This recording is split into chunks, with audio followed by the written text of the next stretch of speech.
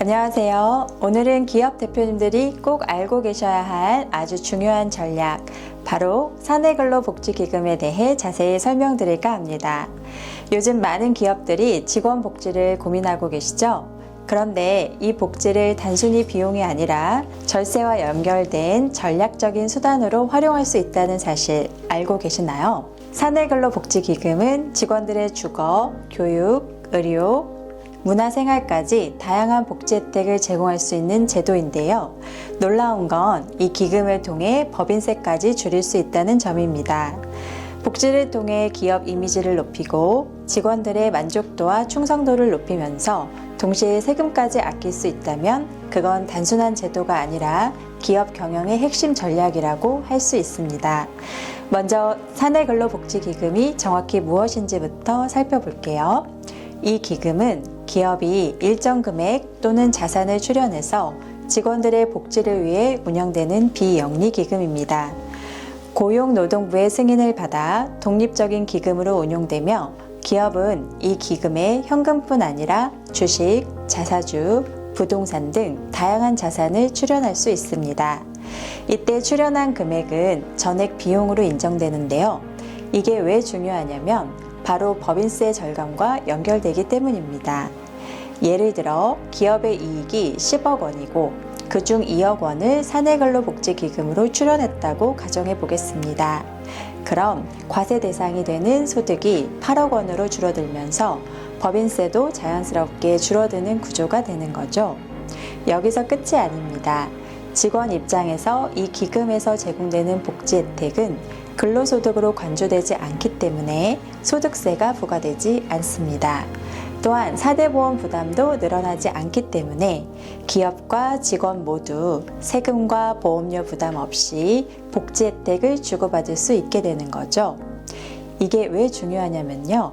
예를 들어 직원에게 100만 원을 급여로 더 지급하면 실제 손에 쥐는 돈은 세금과 사대보험 공제 후 훨씬 적어지게 됩니다.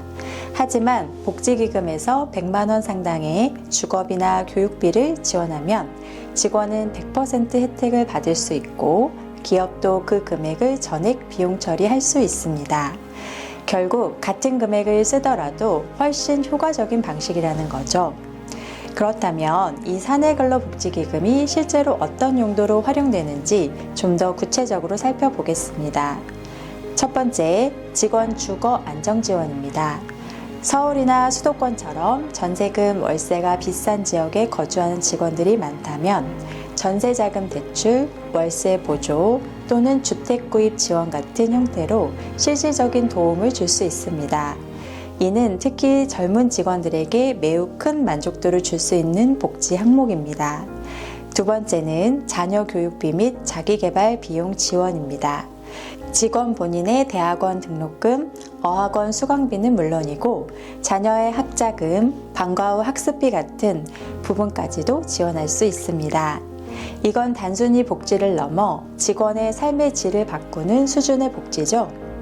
세 번째는 의료비 지원 및 경조사비 지급입니다. 직원이 본인 또는 가족의 질병으로 고액의 병원비가 발생했을 때 회사에서 직접 지원해 주는 건 어렵지만 기금에서 일정 부분 지원할 수 있다면 정말 큰 감동과 신뢰를 얻을 수 있습니다.